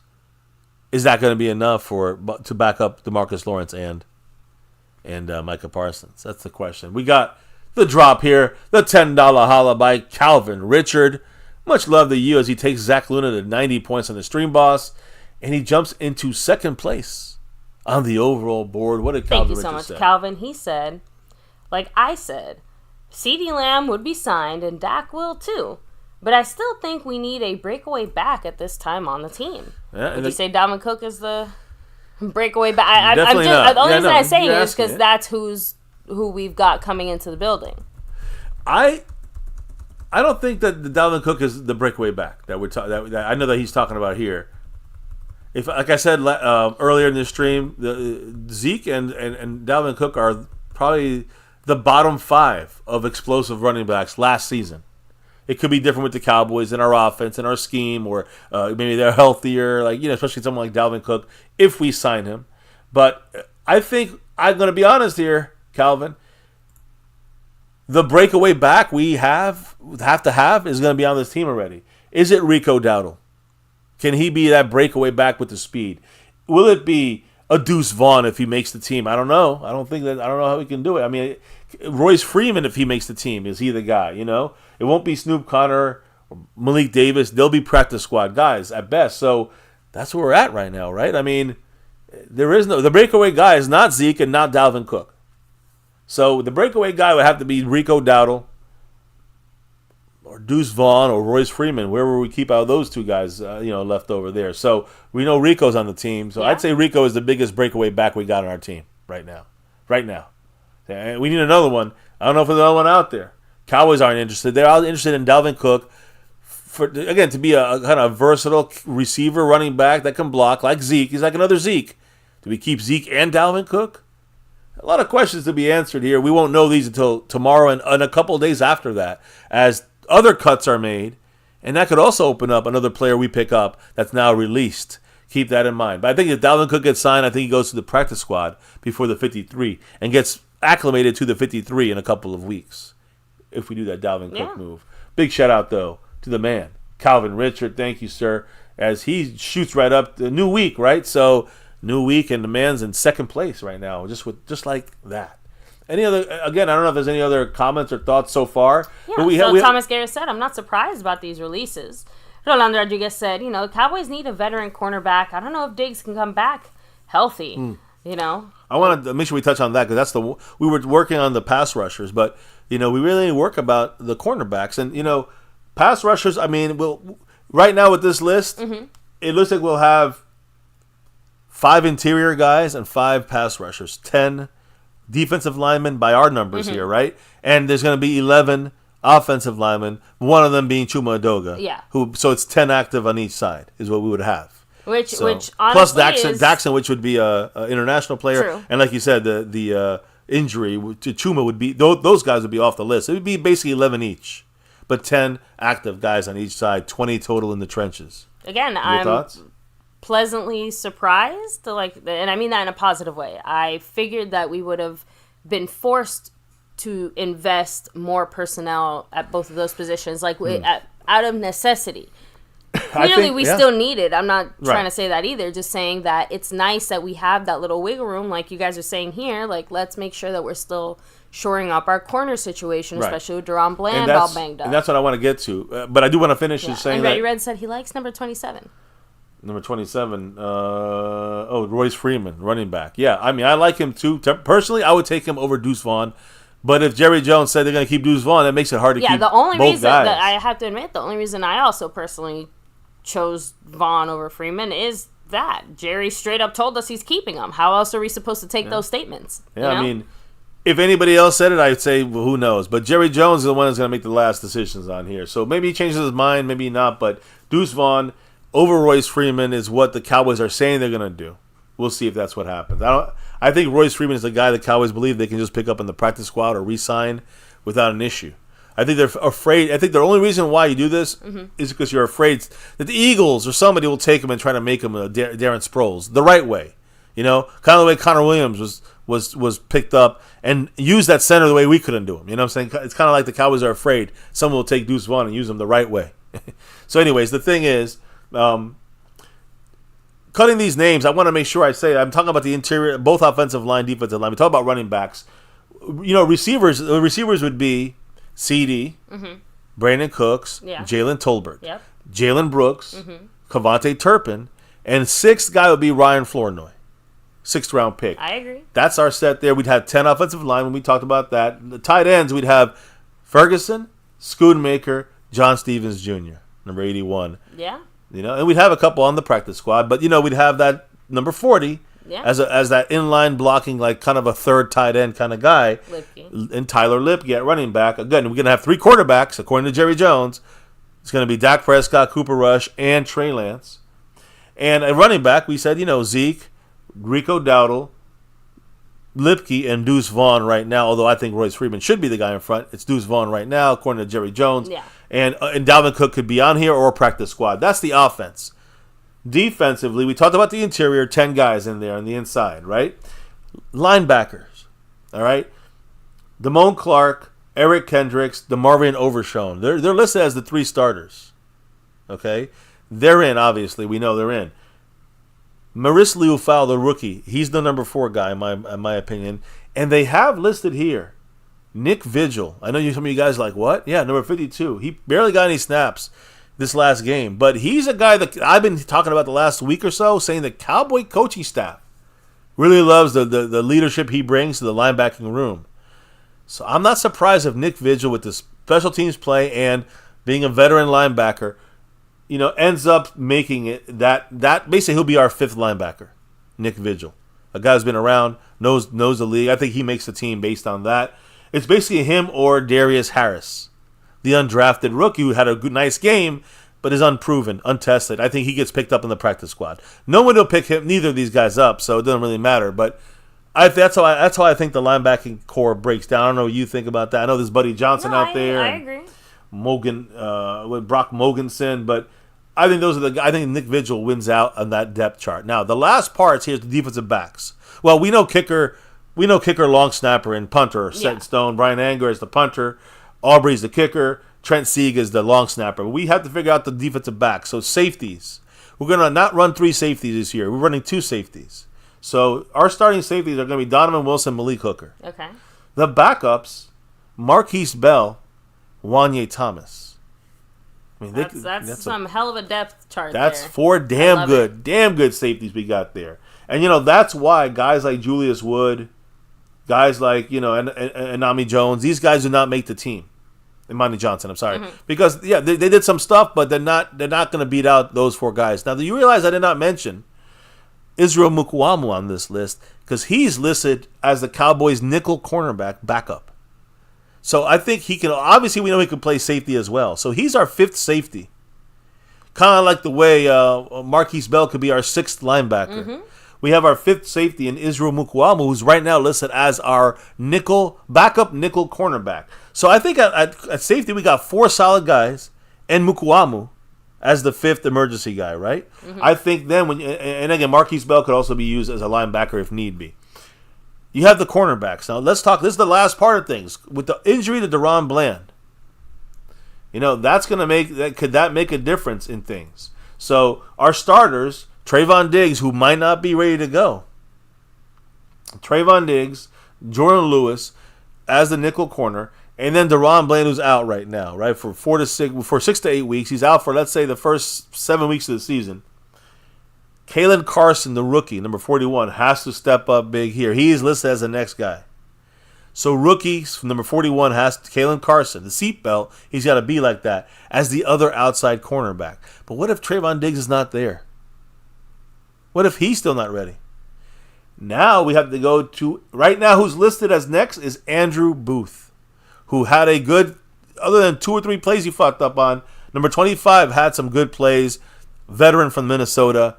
But he'd have both, basically without Trayvon Diggs and Bland, we'd have to start a rookie Kalen Carson and a guy who's never really done much in the NFL in Andrew Booth on the outsides with Jordan Lewis as our slot. That's a problem situation for the Cowboys. So you have to these guys have to obviously they all make the team. I think Andrew Booth makes the team because he has to make the team, even though he did have he had a better preseason and offseason than all the other guys we're going to talk about here. So, again, Israel Mukuamu didn't play much, but he's listed as the backup slot corner, nickel cornerback. So, he makes the team based on necessity and versatility. Yeah. So, that leaves us with CJ Goodwin, who's just a special teams guy. I guess, listen, we know that him and Trent Sieg will be cut tomorrow. Mm-hmm. But they are on a veteran contract, or something. Veteran contract, they are automatically brought back the next day. So we're going to have some guys that we're saying are going to be cut, that or not going to be cut, that will be cut. Yes, you'll see our long snapper. You'll see, maybe Brian Anger. You'll see C.J. Goodwin get cut. And all of a sudden, you'll see them back on the team the next day. They're actually not allowed to sign with other teams. I think if you're in the league for over 4 years, you have to give loyalty to your team if you get released on a veteran minimum kind of contract. So the Cowboys will be releasing some guys. You'll be like, what? And you'll be like, oh yeah, wait, no one else can take them. We're getting them back. That's only to keep some of these names I'm talking about right now, like Darius Harris and Keeman Hall and Al-Qadim Muhammad. They might make the team. Royce Freeman or Deuce Vaughn. They might make the team because of Trent Zieg being cut and then being brought back and moving some other guys around, maybe some fake injury situation, Someone's injured, all of a sudden this one guy here we never thought was injured is automatically out for the year, and we have an open spot now, right? So that's how we get these guys back on the team. But, I mean, when it comes down to it, I think that at cornerback, our backups are Kalen Carson, Andrew Booth, and Israel Mukuamu as our nickel cornerback. So CJ Goodwin, is he good enough to be as a backup for us at corner? I don't think so. He's a special teams ace. Someone like Keeman Hall, he's more of a nickel corner though. So who's our outside guys? We don't have many left. We got Josh Butler, who I believe didn't play very good at cornerback. That's kind of it. We don't really have anyone else. We have to keep everyone we have. I mean, so our starter, our cornerbacks are Trayvon Diggs, Deron Bland, Jordan Lewis, Andrew Booth Jr., Kalen Carson, Israel Mukuamu. And 2 of those 4 guys could be injured. So that means we have to use C.J. Goodwin? Question mark. Do we bring back Keeman Hall as a nickel corner? I mean, so this is where there's a lot of question marks at cornerback depth for me. So that's a big one for me. And listen, I just don't think we can add in there. I guess Josh Butler can make the team because we have to.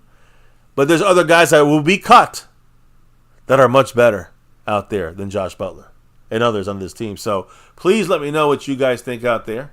I don't know, maybe I know we kind of went the wife and I did this together. Yeah. I'm just kind of describing it for you guys. Well, Raul said we're screwed at corner. Yeah, that's going to be a problem. And that's if you guys have any questions, let me know. I'll try to answer them now before we roll on out of here.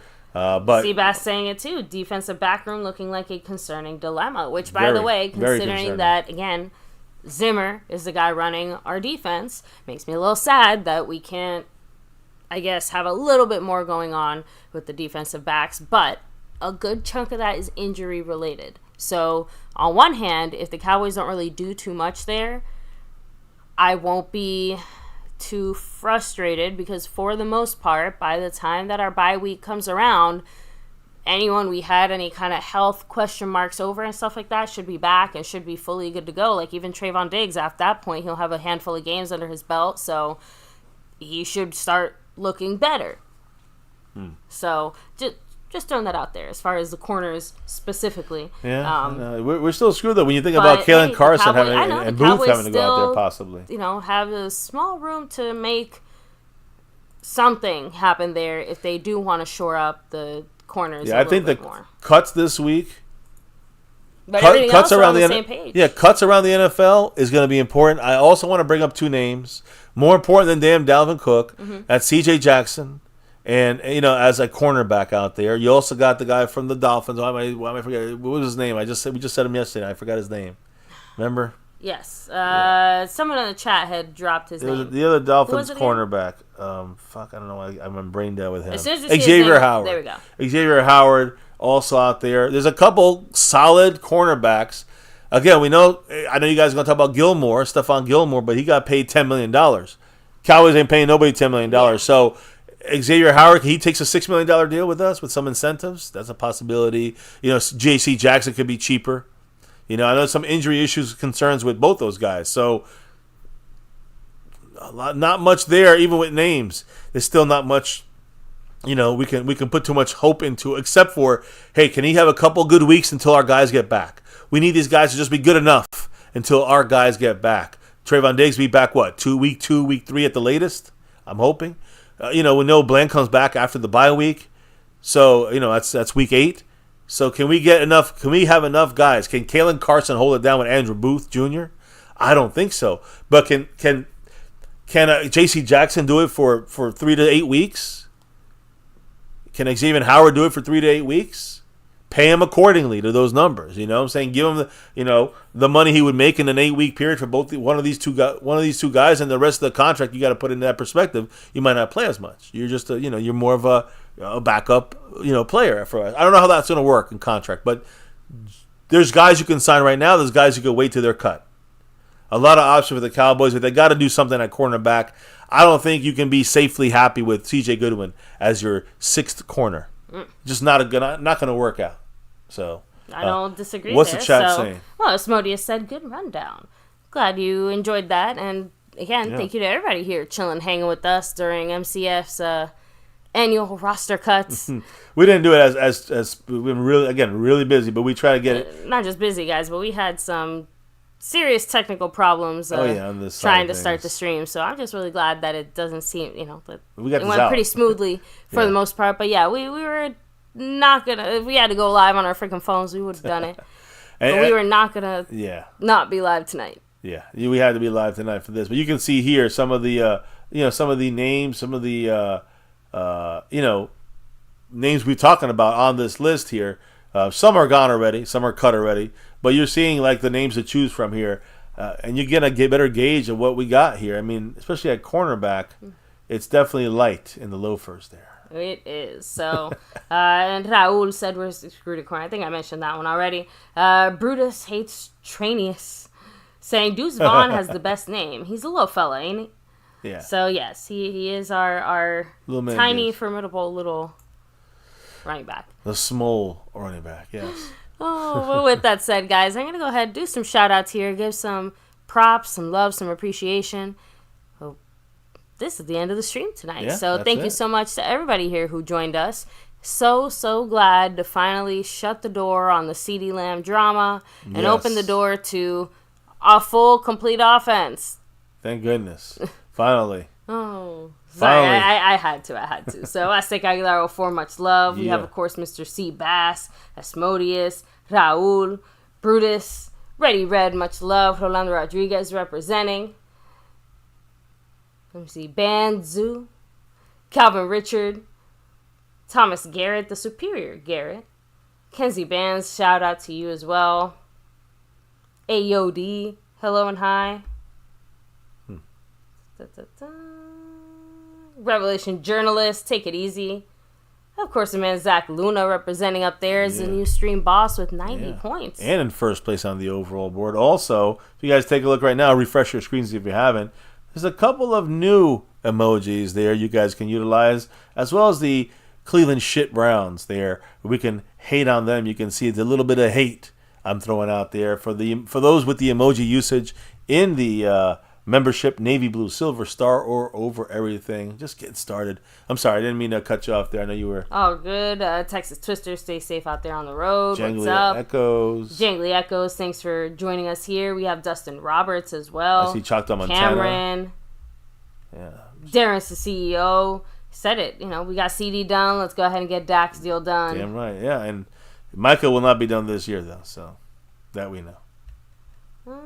I think that's as far back as it lets me go here. So, again, huge shout out to everybody here chilling, hanging with us, dropping the love, showing the love, chatting it up here with us, of course. Have to give a huge extra special shout out to Jetly44, the man currently representing, not just as a sponsor of the week, but the membership gifting king and the Cash App king. Boom. Jetly has a 3 out of 4 takeover here, other than Zach Luna's 90. He's the head that wears the crown. Hell yeah. And hell yeah, there's a SCO971. SCOing a touchdown here for us on My Cowboys Family. Thank you, sir. The After Dark session style of things. He said, "Yo, Cowboys, chill." You know it. Ooh, appreciate thank you so much, SCO. Appreciate you. Yeah, he gets on that board here at the buzzer to start off the week. But Jet Li, 3 out of the 4 spots controlled by him, all his. And, we just night one here. It's probably going to be a much more busier MCF week, or gearing up these next 2 weeks, gearing up for what we cannot wait for, what we are excited about, and that is this regular season kicking off. Literally yesterday, Sunday, it is 2 weeks. So today we're like 13 days away, guys, from Dallas Cowboy football being back here once again, baby. I cannot wait. Thank you, SCO971. With that drop, by the way, he goes in a tie for third place on this board with Jangly Echoes, behind Calvin Richard and Zach Luna, and only with Dwayne Broussard trailing behind. Yes, Jet Li 44, 11 out of 13 weeks he's been dominating the gifting board. He's cash apping it. We'll see if he goes back to back and winning the sponsor of the week. He gets a bonus raffle entry in our jersey raffle coming up at the end of the month. That'll be for this month of August. So big shout out to Jet Li. Will he do it again? Will he back to back it again? We'll see. But appreciate you again. The leader right now, no leader on the gifting board, by the way. The only way you could gift memberships is if you're in the membership at any of the levels. But Jet Li will try to go for 12 out of 14. I'm assuming, even though right now there is no leader. Also in the Cash App side, there is no leader here on the My Cowboys Family side. But on the overall side, you see him. He is the current stream boss and also the current overall leader, Zach Luna. Let me shout out the people that dropped the love tonight here. Zach Luna, of course, who's in first place. Calvin Richard in second place currently right now. We got a tie for third, Jangly Echoes and SCO971. And yeah, I said Dwayne Broussard in fifth right now. He dropped that thanks pre-stream. Thanks button. So big thank you. And everybody on the board dropping the love from above. But now that we're getting ready to get on out of here, baby, let's tell them what we got to do here before we drop out for the night. And, of course, remind them, why do we do this here? Pretty much anytime there's any news, info, and updates on our Dallas Cowboys, why do we do this on the nightly here for over 7 years? It's that navy blue, that silver too, and that star over everything. Win, lose, or draw, good, bad, or ugly here on MCF, here on this channel, we'll always rep that star over everything. Never forget, here on My Cowboys Family for over 7 years, in our 8th season of doing this, never forget the number one thing here, now, and forever. As always, go Cowboys! Let's get that 6 and beyond. Hell yeah. Sponsor of the week wants it, Mr. 44. Jet Li in the house. Thank you guys, everybody, for dropping the love, dropping the knowledge in the chat, dropping the love from above. But now as we drop out of here for the night and clock out of here for the night, maybe we'll do a little after dark fun tonight. We'll see. But either way, guys, thank you for chilling here with us. And, we will see you here next time, whether it's tomorrow. We know the roster cuts. We might have a quick video, giving you the final roster cuts. Yeah. Or we'll just talk about it in a couple of days. But we know. We're ready to let you. If you guys not sure, come back to this video. We told you it was going to happen this way. So Ready, Red. Have a great night as well. Yeah, Ready, Red. Go Cowboys. Guys, thank you again for being here. And, baby, before we can officially drop out for the night, let everybody know what we got to do. We got to drop the beat. Hell yeah. Thank you all once again for repping it with you. You can be anywhere. You're watching Cowboy news, info, and updates right here on MCF for another Cowboys chat, baby. You know it. Roster cuts, CeeDee Lamb signs, Dalvin Cook, question mark. Jerry's clapping like he's the king. We talked about it all here tonight and more. Thank you guys for giving your insight, your thoughts on our Cowboys and all this news. The most news-filled day so far of the Cowboy offseason since the draft, I think. So thank you for the love, the support, the comments, and being here with us on MCF, where it's about that navy blue, that silver too, and that star over everything. Never forget the number one thing on this channel, why things happen here in My Cowboys Family, is because of you guys. Thank you all for watching, chilling, and hitting that like button for the stream, subscribing to the channel, and hitting that notification bell so you know exactly when we are kicking things off and going live. We see you back here soon, guys. If you want to know when we're going live, hit the Discord, just follow us there. Follow us on all social media, X, Twitter, at My Cowboys Family. Stay safe. We'll see you back here soon. Remember, we told you about these roster cuts. Peace, and never, ever forget, go Cowboys!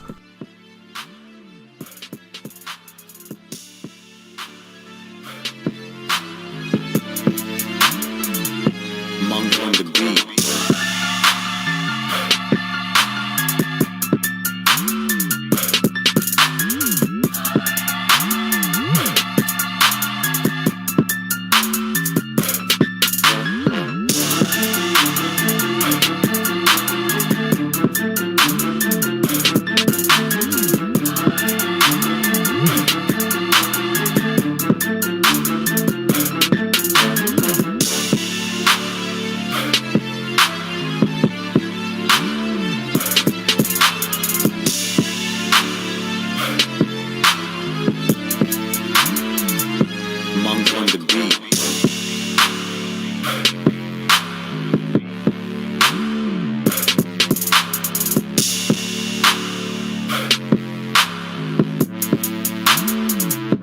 Monk on the beat.